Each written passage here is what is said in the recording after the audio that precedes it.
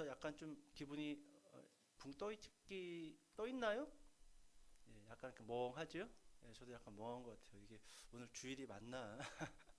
약간 그런 기분에 오늘 이렇게 예배를 드리게 되는데, 오늘 좀 열왕기하 17장 전체 말씀을 통해서 제목은 온전한 경외라는 주제로 17장 전체의 말씀을 살펴보도록 하겠습니다. 어, 제가 우리 사모랑 결혼한 지 얼마 안 지난 것 같은데, 이 생각해 보니까 벌써 20년이 지났어요. 이제 올해 지나가면은 이제 21년째가 됩니다. 참, 한 사람이랑 20년 이상 같이 예, 같이 이렇게 한 이불을 덮고 산다는 게 요즘 들어 이참 쉬운 일은 아닌데, 언제 20년이 이렇게 지났지? 좀 그런 생각이 들기도 해요.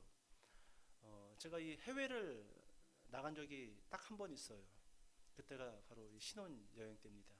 우리가 신혼여행을 싱가포르로 다녀왔는데, 20년이 벌써 지났지만, 이 싱가포르 이 여행을 다니면서 뭐 저희 커플만 있었던 것이 아니라 이 다른 커플들, 다른 신혼부부들 있죠. 다른 커플들과 함께 가이드를 따라서 여러 이 싱가포르 관광지를 다녔던 기억들이 새록새록 이 머릿속에 잘 쌓여져 있는데, 그 중에 유독 시간이 지났지만 잊혀지지 않는 한 관광 장소가 있습니다.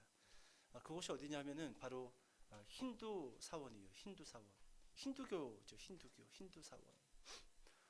그곳에 가서 저는 좀 남다른 어떤 그 풍경을 봤습니다. 왜냐하면 제가 또 그 당시에 전도사였고, 이 신학을 공부하고 있었던 사람인지라 이 타 종교, 그죠? 우리나라에 없는 타 종교에 가서 그 이 모습들을 보는 것이 많이 좀 남달랐습니다. 이 윗옷을 입지 않은 이 등치가 좋은 약간 구릿빛 그 남자가 딱 이 문 앞에 팔짱을 끼고 하얀색 그 천으로 이 하체를 두르고 딱 이렇게 있는 모습도 참 남달랐고, 우리 그 신밧드에 보면은 약간 지니 있죠, 지니. 약간 지니 모습을 한 그런 남자들이 이 힌두 사원 문 앞에 딱 이 보디가드처럼 서 있는 모습도 좀 남달랐는데, 유독 제 눈을 끌었던 한 모습이 있어요. 그게 뭐냐면 힌두 그 사원의 지붕이었습니다. 지붕. 유심히 전 쳐다봤어요. 다른 커플들은 아마 제가 알기로는 이 기독교인들은 없었던 걸로 기억을 합니다. 그래서 그들은 뭐 그냥 그 이 가드처럼 서 있는 사람하고 사진 찍는 것에 뭐 집중하고 있을 무렵, 저는 힌두 사원의 지붕을 유심히 쳐다봤어요. 유심히. 왜냐하면은 그 힌두 사원 지붕에는 무수히 많은 그 우상 조각들이 그 지붕에 있었습니다. 근데 그 조각들을 쭉 보는데, 그 조각들 중에 누가 있냐면은 예수님도 있는 거예요. 부처님도 있고. 좀 신기하지 않습니까? 그러니까 여러분, 그 힌두 사원에서 그 무수히 많은 신들에게 절을 하고 있는 그 사람들 안에는 예수님도 있고 부처님도 있고, 또 저희가 알지 못하는 여러 가지 뭐 동물의 우상들도 그들의 마음에 하나의 경외의 대상으로, 하나의 예배의 대상으로 그들은 절을 하고 그리고 섬기고 있는 그 모습이 참 남달랐다라는 겁니다. 여러분, 이렇게 많은 신들을 예배하고 그리고 경외하고 그리고 하나의 신으로 섬기는 것을 보통 이렇게 표현합니다. 종교 다원주의다, 이렇게 이야기를 합니다. 종교 다원주의. 많은 신들을 함께 섬기는 겁니다. 내 신 하나 이것만 섬기는 것이 아니라 모든 신들을 이 종합적으로 섬기는 것을 바로 종교 다원주의다라고 그렇게 말을 한다라는 거예요. 여러분, 종교 다원주의의 특징을 하나 꼽아보라고 한다면 구원관입니다. 구원관. 잘 보세요.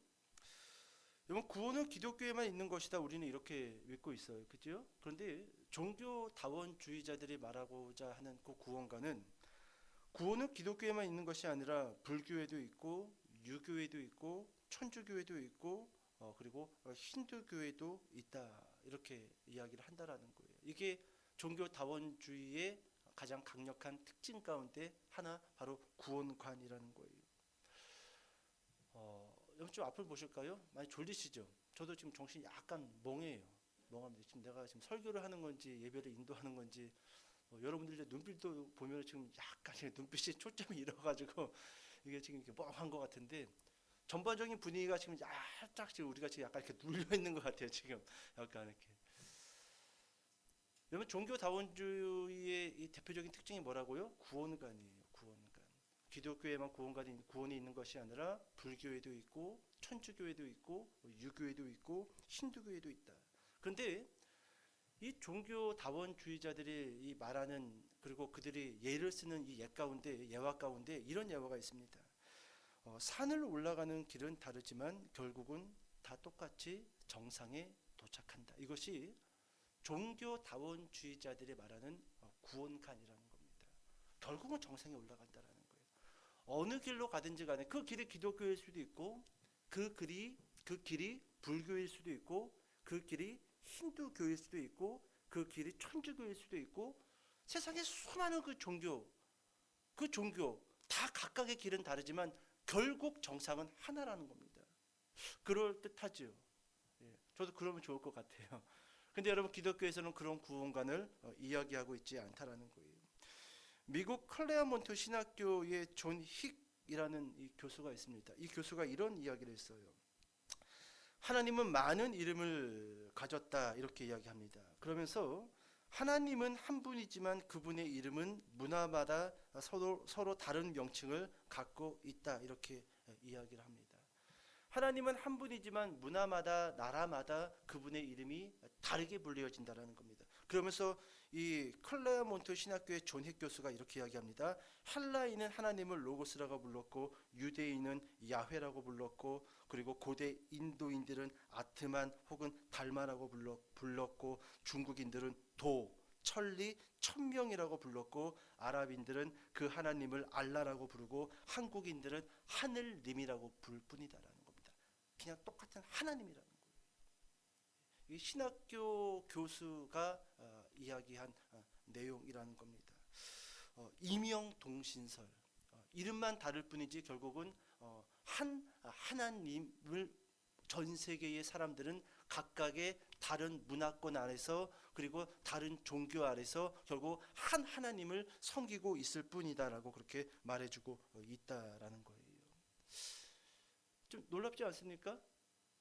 여러분 2008년도 조금 시간이 지났지만 한국기독교교회협의회 NCCK에서 생명의 강 살리기 종교 여성 공동 기도문을 낭독했습니다.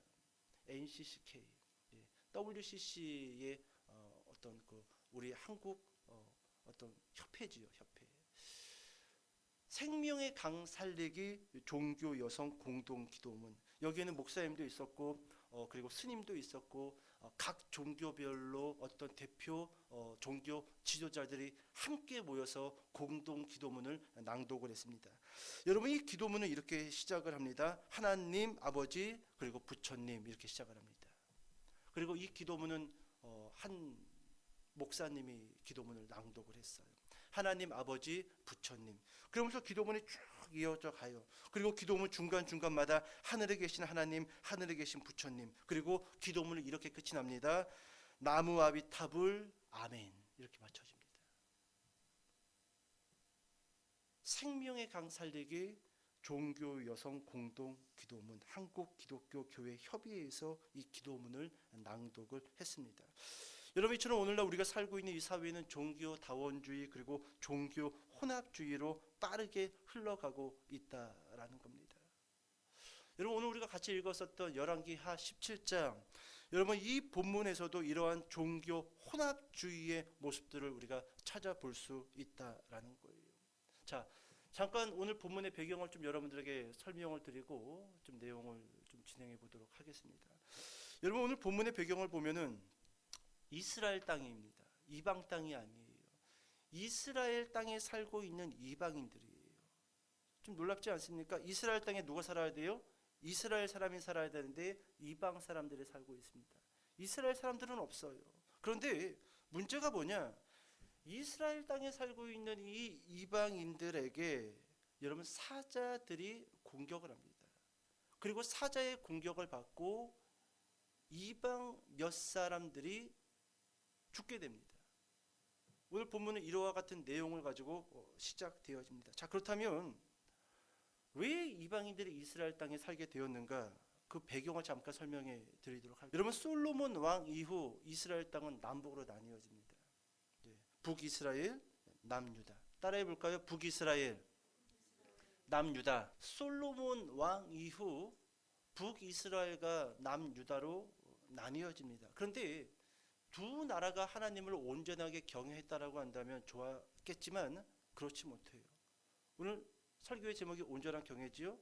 두 나라 다 하나님을 온전히 경외하지 못합니다. 그러므로 인해서 여러분 북이스라엘은 BC 722년에 따라해 봅시다. 아수르, 이 나라에 멸망을 당합니다. BC 몇 년도에? 722년에. 이건 암기해둬도 좋습니다. 여러분들 평생 이 하나님을 믿으면서 이 구약 역사를 우리가 볼 때 이 연도는 참 중요합니다. 북이스라엘은 BC 722년에 아수르라는 그 나라에 의해서 멸망을 당합니다. 그리고 남유다는 BC 587년도에 따라해 봅시다. 바빌론. 그렇습니다. 이 나라의 멸망을 받아요. 북이스라엘은 BC 722년에 아수르의 멸망을 당하고 남유다는 BC 587년에 바벨론에 의해서 멸망을 당합니다. 자, 여러분 오늘 우리가 봤던 이 열왕기하 이 17장은 북이스라엘을 배경을 두고 쓰여진 성경책입니다. 자, 여러분 북이스라엘 아수르에 의해서 멸망을 당했습니다. 그리고 이스라엘의 모든 사람들이 포로로 끌려갔어요. 북쪽으로 다 끌려갔습니다. 자, 그와 같은 배경을 가지고 오늘 본문 같이 한번 읽어볼게요. 열왕기하 17장 6절 말씀 다시 한번 읽어보도록 하겠습니다. 자, 열왕기하 17장 6절. 자, 시작.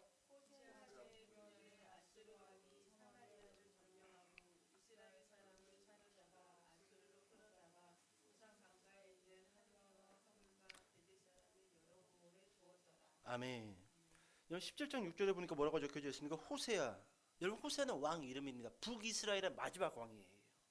그리고 이 왕 때 결국 북이스라엘은 아수르라는 나라를 통해서 멸망을 당합니다. 다시 한번 저는 6절 말씀 집중해 보세요. 호세아 몇 년에? 9년에. 그러니까 호세아 왕이 된 지가 이제 9년째라는 거예요. 멸망당합니다. 제 9년에 아수르 왕이 사마리아를 점령하고 이스라엘 사람을 사로잡아 아수르로 끌어다가 어디 강가에? 고산 강가에 있는 할라와 하불과 메대 사람의 여러 고을에 두었더라. 여러분 이것이 아수르라는 나라가 어떤 나라를 정복했었을 때 썼던 어떤 하나의 어떤 무기입니다. 그 나라 사람들을 다 그 국가에서 포로로 끌고 가버려요. 그리고 그 나라에는 다른 나라 사람들을 살도록 만들어 버립니다. 완전히 민족의 정신과 그리고 민족의 얼을 말살시켜 버리는. 그러니까 만약에 뭐 중국이 우리나라를 들어왔다, 그럼 우리나라 사람들을 다 끌어다가 어디 러시아 땅에다 둬버리고 이 나라에다가 뭐 동남아시아 사람들, 아프리카 사람들, 러시아 사람들 살게 만들어서 아예 그 나라의 어떤 그 민족성, 어떤 정신을 찾을 수 없게 만드는 것이 아수르가 썼던 정책 가운데 하나라는 겁니다. 하나라는 거예요. 여러분 그렇기 때문에 오늘 이 이스라엘 땅에 이스라엘 사람들이 살고 있었던 것들이 아니라 누가 살고 있었던 거예요? 이방 사람들이 이스라엘 땅 가운데 와서 정착하고 꼭 고향이냥 원래 우리가 살고 있었던 나라이냥 그렇게 살고 있었다라는 겁니다. 자, 본문 돌아와서 열왕기하 17장 24절 말씀 같이 한번 읽어볼게요. 24절 말씀. 자, 시작.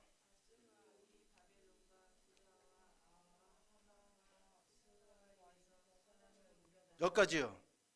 아수르 왕이 바벨론과 구다와 아하와 하맛과 스발 왕임에서 어떻게 했다고요? 어디다가 옮긴 거예요? 이 사람들을 이스라엘 땅으로 옮긴 거예요. 이스라엘 사람들은 다 다른 나라로 보내버리고 다른 나라 사람들을 이스라엘로 와서 정착시킨 겁니다. 이것이 아수르라는 나라가 사용했던 정책이에요. 완전히 그 나라의 씨를 말려버리는 겁니다.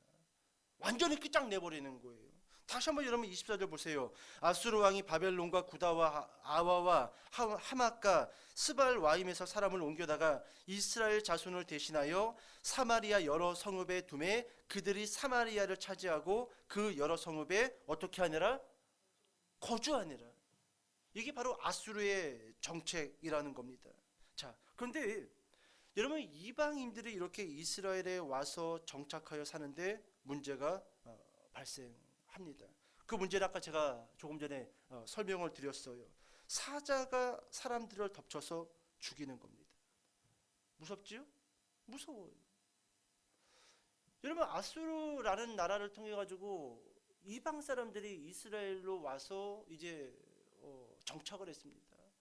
그리고 이제 조금 사는가 싶었는데 사자들이 와서 아들 물어가고, 사자들이 와서 아빠 물어가고, 사자들이 와서 엄마 물어가고, 그리고 사람들이 당황하는 거예요. 이게 뭐냐?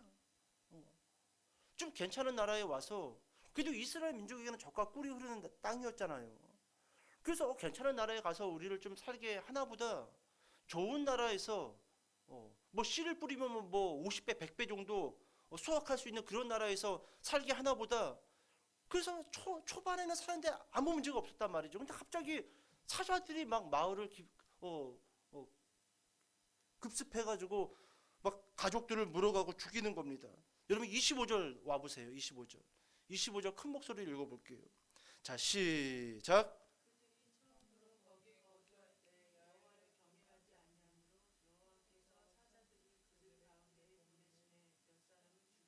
아멘. 오늘 본문 잘 보세요. 잘 보세요. 여러분 25절에 보니까 그들이 처음으로 거기 거주할 때에 여호와를 경외하지 아니하므로 여호와께서 사자들을 그들 가운데 보내심에 몇 사람을 죽인지라. 여러분 왜 사자들이 지금 사람을 죽이고 있지요? 25절에서 뭐라고 이야기하고 있지요? 그래요 여러분. 그러니까 지금 이 사람들이 막 사자의 공격을 받아서 가족들이 죽고 마을 사람들이 죽는 게 그냥 일어나는 자연적인 이런 사고가 아니라는 거예요. 오늘 성경에서 뭐라고 이야기하고 있냐면 지금 너희 마을에 생기는 그런 일들이, 너희 가족에 생긴 그런 끔찍한 일이 왜 생겼느냐? 여러분 25절에 보니까 여호와를 경외하지 아니하므로. 이게 성경이 오늘 말씀을 우리에게 주고 있다라는 거예요. 왜 사자들이 사람을 죽이고 있는가? 여호와를 경외하지 아니한 거로. 이 사건이 우연히 일어나는 사고가 아니라는 거예요. 너희가 하나님을 경외하지 아니하고 너희가 하나님을 예배하지 않기 때문에 너희에게 이런 끔찍한 일들이 일어나고 있다라는 거예요. 여기에 먼저 누가 경각심을 가져야 하냐면은 하나님을 알고 있는 우리가 경각심을 갖고 있어야 돼요. 하나님을 알고 있는. 예전에 제가 이 도스토옙스키인가 톨스토이인가 누구 책을 읽는데 그 본인이 어렸을 때 그 러시아 그 마을의 어른들이 이야기했던 그 장면을 그 글에다가 옮겨놨더라고요. 그런데 이 도스토옙스키인가 톨스토이인가는 정확히 기억이 안 나는데 이런 얘기를 적어놨어요. 어렸을 때 마을 사람들이 우리 러시아에 이렇게 끔찍하게 일들이 자꾸 일어나는 거, 전쟁이 일어나서 마을 청년들이 다 죽고 여자들이 끌려가고 그리고 막 흉년이 들어서 먹을 게 없는 막 그런 일들을 막 이 작가가 글을 막 써내려가면서 그 마을 어른들이 이렇게 이야기한다라는 거예요. 우리가 하나님을 제대로 섬기지 않고 우리가 예배를 등한히 여기니까 이 러시아 땅이, 이 살기 좋았던 러시아 땅이 막 전쟁이 일어나고 흉년이 일어나고 이런 일들이 일어나는 거라고. 그 대문호도 어렸을 때 마을 어른들이 그런 이야기를 했다라는 거예요. 그래서 그것을 자기 작품에 적어놨더라고요. 하나님을 제대로 섬기지 않으니까, 예배를 드리지 않으니까, 하나님이 없다라고 자꾸 헛소리를 하고 있으니까 하나님이 이 나라를 쳐서 전쟁이 일어나게 하고 이상한 막 어떤 사상들이 들어오고 흉년이 들어서 먹을 게 없게끔 만들었다. 오늘 여러분 똑같지 않습니까? 열왕기하 17장 25절에서도 그들이 처음으로 거기 거주할 때에 여호와를 경외하지 아니하므로 여호와께서 사자들을 그들 가운데 보냈다라는 거예요. 그러니까 여러분, 우리 주변에 일어나는 크고 작은 일들을 우리 기독교인들은 그냥 자연적인 현상이다, 뭐 그냥 인재다, 뭐 이렇게만 볼 문제는 아니라는 거예요. 우리는 저 세상 사람들이 보지 못하는 또 다른 걸 봐야 돼요. 그게 뭡니까? 여호와 경외라는 거예요. 여호와 경외라는 거예요. 여러분, 여호와를 경외하는 그 문제에 있어서 우리가 완전히 손 놓고 있고 정신도 나가 있고, 여러분, 이런 상황 가운데 있는데 우리 가운데 아무 문제가 일어나지 않는다라고 한다면, 우리 가정과 우리가 사는 이 동네와 우리가 사는 이 나라 가운데 아무 문제가 일어나지 않는다라고 한다면, 그건 정말로 하나님이 우리를 버린 거예요. 정말로 하나님을 우리를 버렸다라는 겁니다. 여러분, 종종 우리나라가 아직도 이 지구상 가운데 유일한 분단 국가 아닙니까? 종종 저 북한에 저 사람들이 자꾸 뭐 전쟁을 일으킨다, 물론 이것을 자꾸 선거에 이용하는 정치인들도 나쁘지만, 아니 꼭 정치에 이용하지 않는다 할지라도요, 갑자기 일본이 자꾸 독도 문제를 자꾸 거론하고, 자꾸 중국이나 러시아가 자꾸 우리나라를 협박하고, 자꾸 미국이란 나라가 국방비나 이런 것들을 더 요구하고, 이런 것들을 그냥 자연적인 현상으로만 봐서는 안 된다라는 거예요. 오늘 성경에서 정확하게 여호와를 경외하지 아니함으로, 여호와를 경외하지 아니함으로 여호와께서 사자들을 그들 가운데 보냈다라고 그렇게 말해주고 있다라는 겁니다. 그럴 때 제가 오늘 이 본문을 보면서 정말로 좀 깜짝 놀란 게 뭐냐면, 이 사건을 대처하는 이방인들의 자세가 좀 놀랍다라는 겁니다. 돌아와서 열왕기하 17장 26절 한번 읽어보세요. 17장 26절. 자, 세윤이도 찾고 세경이도 찾으세요. 자, 큰 목소리 읽어볼게요. 26절. 자, 시작.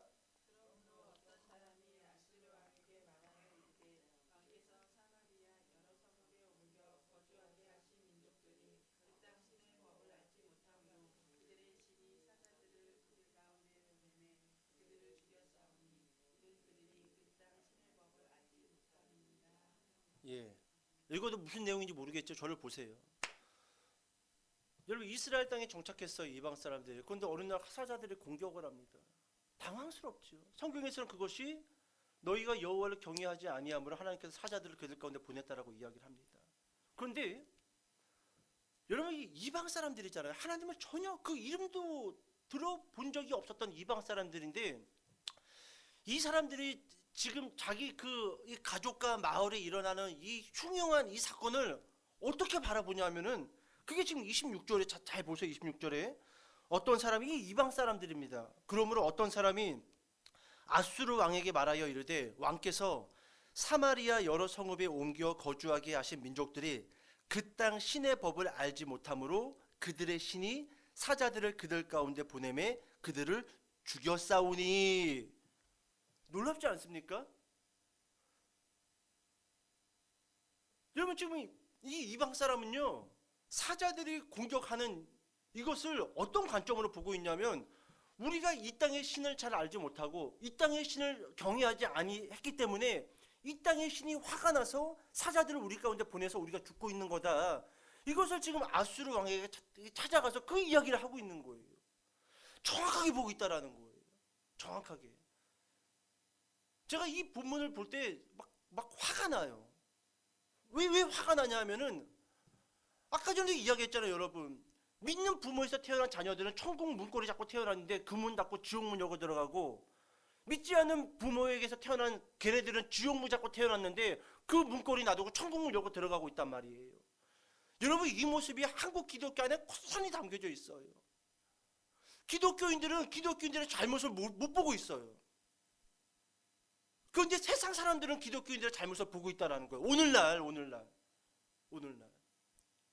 우리는 하나님의 관점으로 교회를 바라보지 못하고 있는데, 오늘날 세상 사람들은 하나님을 알지도 못하고 성경을 읽어보지도 못한 사람들은 오늘날 하나님의 관점으로 교회를 비판하고 있다는 거예요. 목회자를 비판하고 있고 그리스도인들을 비판하고 있다는 거예요. 놀랍지 않습니까? 여러분, 26절이 그 말씀이에요. 하나님을 전혀 알지 못했던 이 사람들이 자기들에게 생긴 이 흉흉한 이 문제를 정확하게 지금 성경적인 관점으로, 하나님의 관점으로 그것을 해석하고 있다는 거예요. 우리가 이스라엘 땅에 그 신을 알지 못해서, 그리고 그 신을 우리가 예배하지 않았기 때문에 그 신이 사자들을 우리에게 보내서 우리가 지금 이 어려운 문제 가운데 있습니다. 아수르 왕이시여, 그러므로 우리를 좀 도와주십시오. 도와주십시오. 정확하게 믿지 않는 사람들이 하나님의 관점으로 지금 그 환경과 상황을 해석하고 있다라는 겁니다. 있다라는 거예요. 자, 결국 여러분, 아수르 왕은요, 이스라엘 땅에서 추방했던 제사장 한 사람을 뽑아다가 이스라엘 땅으로 급파합니다. 보냅니다. 그리고 그 이스라엘 땅에 정착하고 있는 그 이방 사람들에게 하나님의 율법을 가르치고 하나님을 예배하는 방법을 가르쳐 줍니다. 이게 오늘 17장의 내용이에요. 17장의 내용. 자, 그리고 이제 그 결과가 어떻게 됐는가? 제사장을 이스라엘 땅에 보냈고 이방 사람들에게 율법을 가르쳤고 그리고 하나님의 이름을 가르쳤고 그리고 예배드리고 제사 드리는 방법을 가르쳤어요. 자, 그리고 그 결과가 어디에 나와 있는가? 열왕기하 17장 33절이에요. 33절. 자, 큰 목소리로 읽어봅시다. 결과예요. 자, 시작.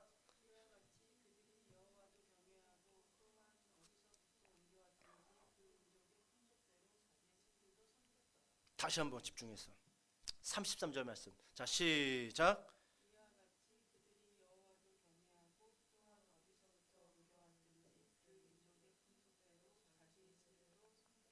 예. 여러분, 오늘 말씀의 제목이 뭐라고요? 아니에요. 예, 온전한 경외. 온전한 경외. 온전한 경외. 여러분 잘 봐요. 지금 이게 지금 이 명절 중에 우리가 모여서 예배를 드려가지고 막 옷에서 전 냄새도 나고 기름 냄새도 나고 막 LA 갈비 뜯던 손으로 막 오고 막 그래가지고 지금 우리가 정신을 못 차리는데, 여러분 33절이 너무너무 여러분 이 중요한 말씀이에요. 여러분 지금 이방 사람들이 제사장을 통해서 율법을 배웠어요, 안 배웠어요? 제사 배웠어요, 안 배웠어요? 배웠지요? 자, 그리고 33절의 결과인데 다시 한번 33절 보세요. 이와 같이 그들이 여호와도 경외하고 또한 어디서부터 옮겨왔든지 그 민족의 풍속대로 자기의 신들도 어떻게 했더라? 섬겼더라. 이건 바로 이게 종교다원주의입니다. 이게 종교다원주의예요. 하나님만 섬겼더라? 아니요. 하나님도 섬기고 그리고 본인들이 이방 땅에서 가지고 온 이방 우상과 신들도 33절 끝에 섬겼더라. 섬겼더라. 여러분, 이것이 종교다원주의라는 겁니다. 네신, 내신, 할 것 없이 필요에 따라서 모든 신들을 섬기는 것. 여러분, 그것이 가능한 것.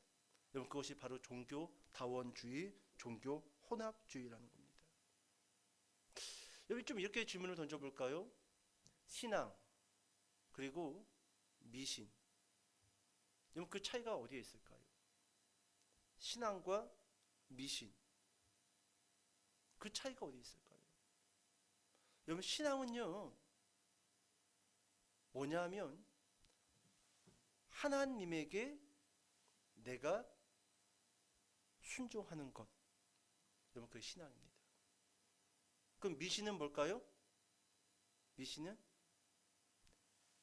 내가 섬기고 내가 경외하는 그 신이 나에게 순종하는 것이에요. 여러분 잘 봐요. 기독교와 그리고 다른 종교 또는 뭐 무속인들 왜 차이가 어디에 있냐면, 좀 이렇게 예화를 들어볼까요?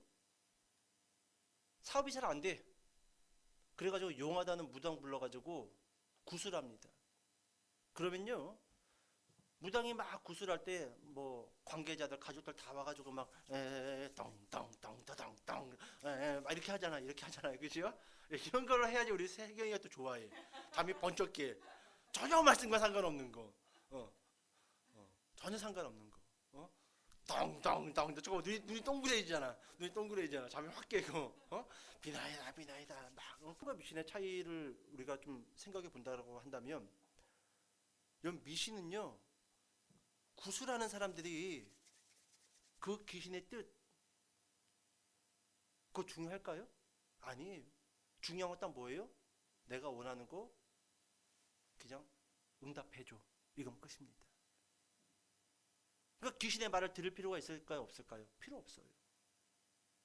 여러분 신앙은, 그래서 여러분 기독교는요 말씀의 종교라고 하는 거예요. 왜요?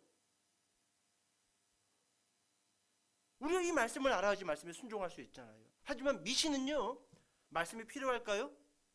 필요 없어요. 왜요? 그 신은 내가 원하는 대로만 응답해 주면 돼. 건강이 안 좋으면 건강 주면 되고, 돈이 없으면 돈을 주면 되고,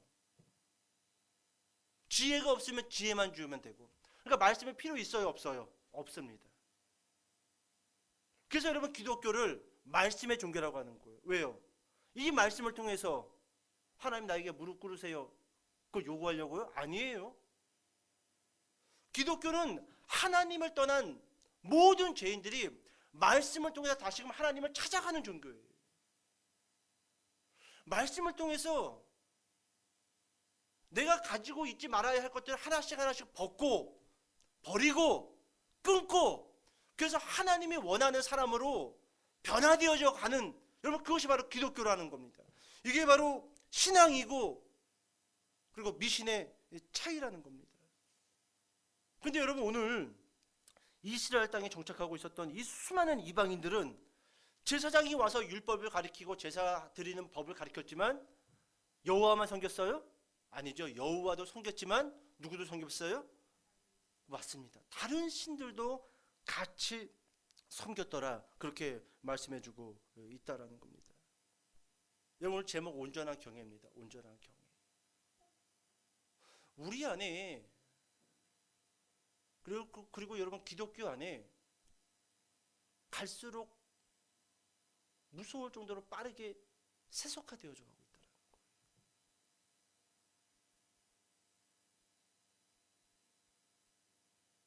오늘 여러분 기독교도요, 제가 봤을 때는 흡사 미신과 비슷해져 가고 있습니다.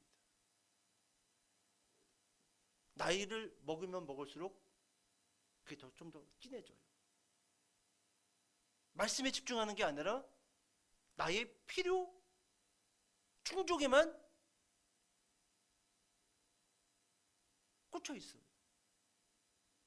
그래서 꼭 하나님을 내가 필요한 거, 내가 충족되어져야 할 것을 채워줘야 할 그와 같은 신으로 우리가 섬기고 있지 않는가 돌아볼 필요가 있다는 겁니다. 여러분 꼭 기억하세요. 기독교는요, 나의 필요 충족을 채워주는 곳이 아니라 하나님 앞에 내가 가지고 있었던 것, 내가 지키고 있었던 것들을요, 말씀을 통해서 하나씩 둘씩 그 껍데기를 양파 껍데기 벗겨내듯이 벗겨내는 게 여러분 신앙이에요. 여러분 그게 믿음입니다. 두 가지만 딱 이야기할게요. 여러분 이스라엘 백성들은요, 이방 사람들이 여호와도 섬기고 이방 신도 섬겼던 것처럼 여러분 그것은 이방 사람들의 모습만 아니었어요. 왜 이스라엘 백성들이 멸망받을 수밖에 없었던가? 이것은 원래 이스라엘 백성도 똑같은 모습을 가지고 있었습니다. 율법을 가지고 있었고 성전이 그들에게는 있었지만 그들은 실제로 하나님만 섬겼던 것이 아니에요. 겸하여 물질을 주는 바알 신도 섬겼고, 풍요의 신 아세라 신도 섬겼고. 그러니까 여러분 지금 이스라엘 땅에 정착하고 있었던 이방 사람들만 종교 다원주의, 종교 혼합주의에 있었던 것이 아니라 그 전에 먼저 그 이스라엘 땅에 살고 있었던 원주민 이스라엘 백성들이 바로 종교 다원주의와 종교 혼합주의적인 믿음과 신앙을 가지고 있었기 때문에 멸망을 받았다라는 겁니다. 우상숭배. 여러분 오늘 본문 돌아가 봅시다. 17장 10절 말씀 보세요. 10절 말씀. 이 이스라엘 백성들이 어떻게 신앙생활을 했는지가 10절에 기록되어져 있어요. 자, 같이 한번 읽어볼게요. 시작.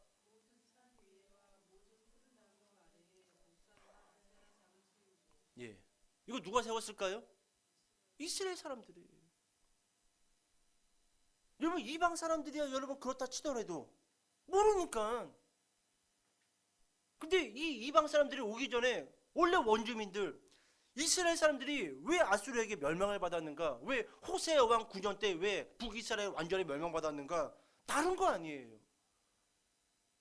다른 게 아니에요. 10절에만 봐도 여러분 모든 산에 어떤 특정한 산이 아니라 모든 산에 모든 푸른 나무 아래에 목상과 아세라상을 세우고 여러분 이스라엘이 멸망받을 수밖에 없었던 그 첫 번째 이유가 뭡니까? 따라해봅시다. 우상숭배. 그렇습니다. 우상숭배. 그러면 여러분 봐요. 여러분 이 우상숭배에 대해서 많은 사람들이 오해하는 게 있어요.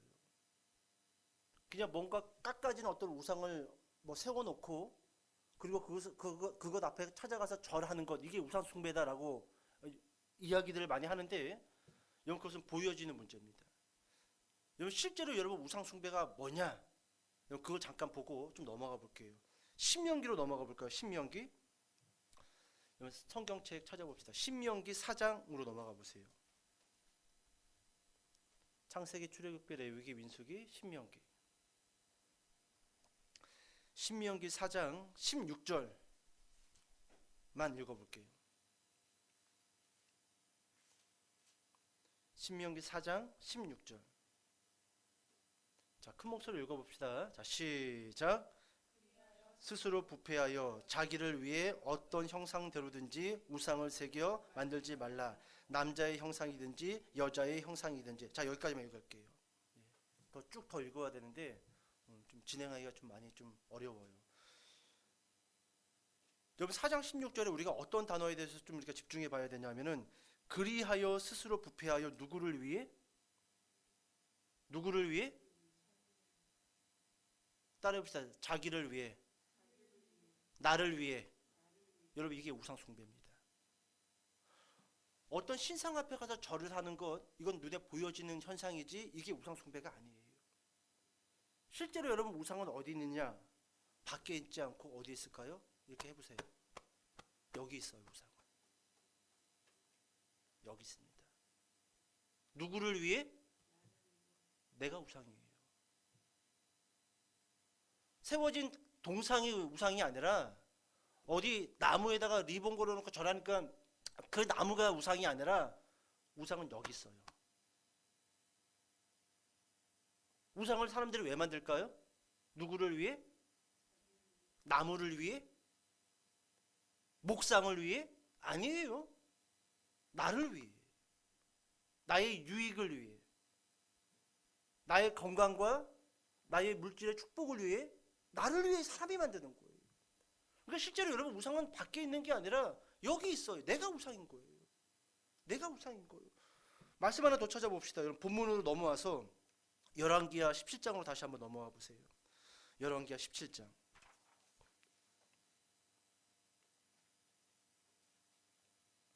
열왕기하 17장 32절입니다. 32절. 자, 큰 목소리로 읽어봅시다. 17장 32절. 자, 시작.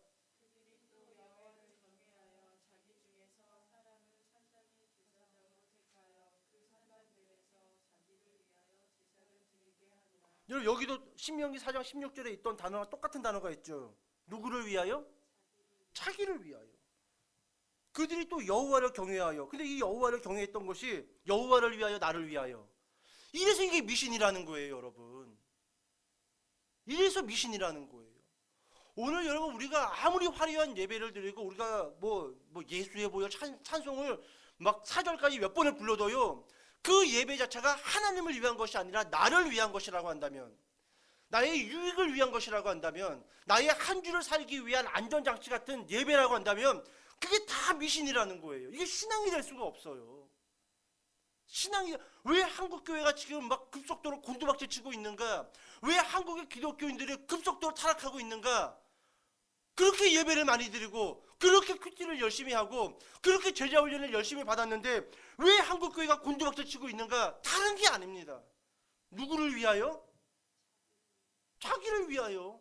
아무도 희생하려고 하지 않아요. 예수 믿으면서 아무도 희생하려고 하지 않아요. 아무도. 제가 개척 준비하면서 그를 아주 절절히 느꼈어요. 절절히. 아무도 희생하려고 하지 않아요. 나는 우리 이 두 분에게 정말 존경합니다. 이 개척교회 같이 하겠습니다라고 이렇게 선뜻 대답하기가 쉽지가 않아요. 이 분위기 봐요. 얼마나 쌍막해요. 예. 그래도 큰 교회 가면 그 어떤 시스템적으로 갖춰져 있기 때문에 뭐 좋잖아요. 그냥 막 성가대가 같이 찬양해주고 막 악기팀들이 막 화려하게 막 조명이 있고 막 뭐 이 소리 봐. 이게 맨날 코 막힌 소리밖에 안 들리잖아요. 이게 나도 답답해 이 소리 들을 때마다. 예? 이런 열악한 환경 가운데서 여러분 같이 이렇게 하나님의 나라를 그래도 형성해 나가는데 같이 하겠다. 이게 쉽지 않아요. 쉽지 않아요, 여러분. 봐요, 여러분. 하나님을 여호와를 경외하여 그런데 끝에 가서 보니까 자기를 위하여 제사를 드렸다는 거예요. 이게 신앙일까요, 미신일까요? 미신이라는 겁니다. 미신이라는 거예요. 여러분, 우상 숭배는요. 어디 다른 곳에 가서 뭐 절하고 그게 우상 숭배가 아니에요. 오늘 이 현장, 이 교회라는 이 현장 안에서도요. 동일하게 우상 숭배가 이루어질 수 있다라는 거예요. 동일하게. 나를 위한 예배라고 한다면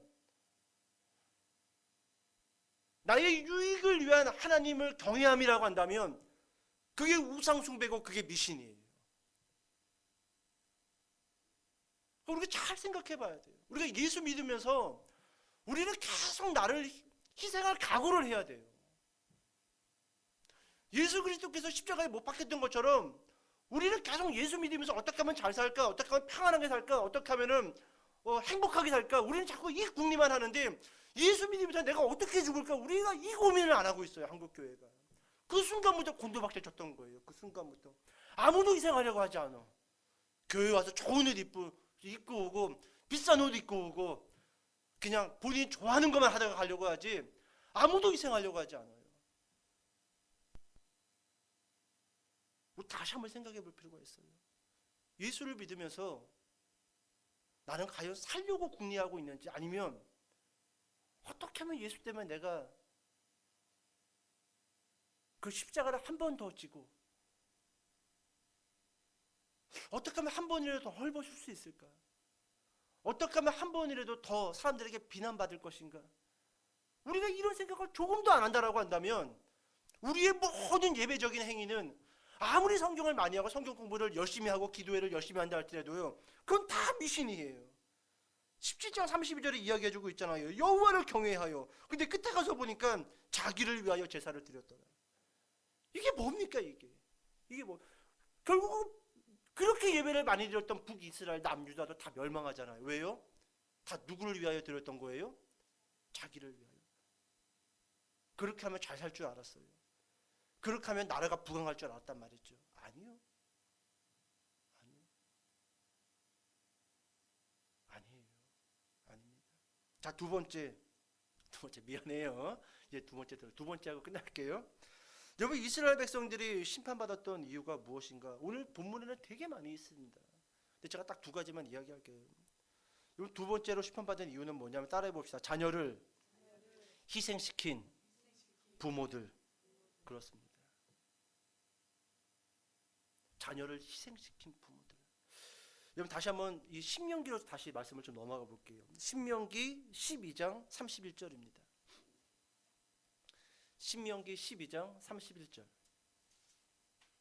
신명기 12장 31절. 자, 같이 한번 읽어볼게요. 자, 시작.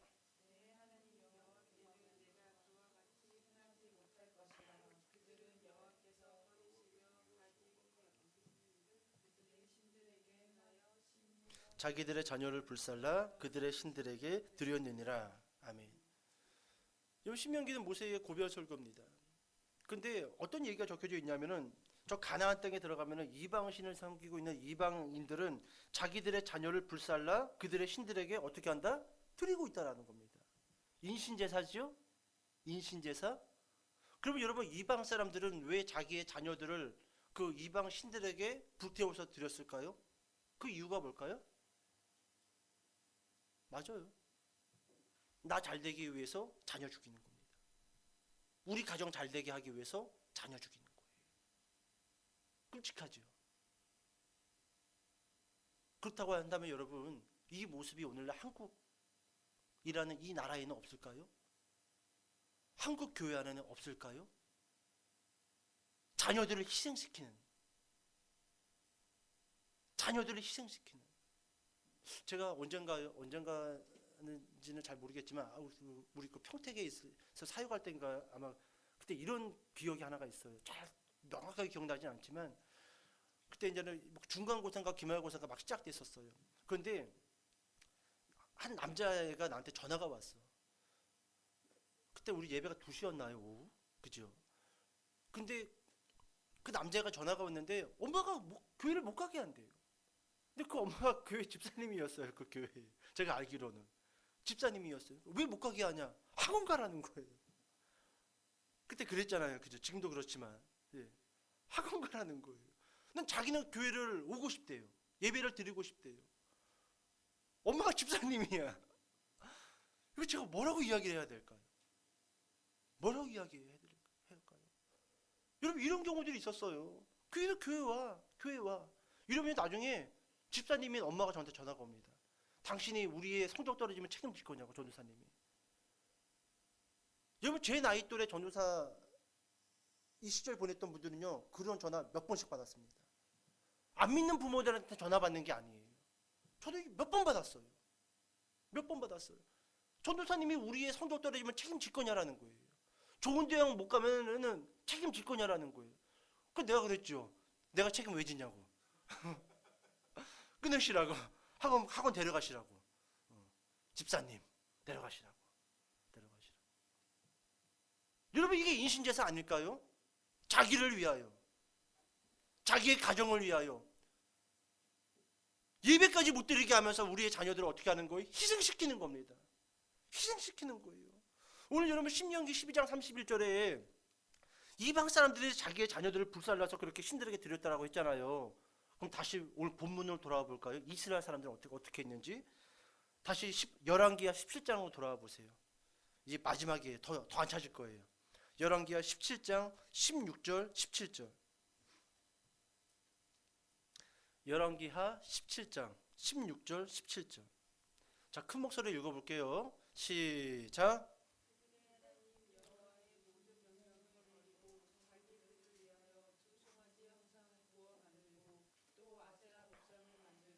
하늘의 1월 성신을 경배하며 또 바알을 섬기고 또 자기 자녀를 불 가운데로 지나가게 하며 복술과 사술을 행하고 스스로 팔려 여호와 보시기에 악을 행하여 그를 경노하게 하였으므로.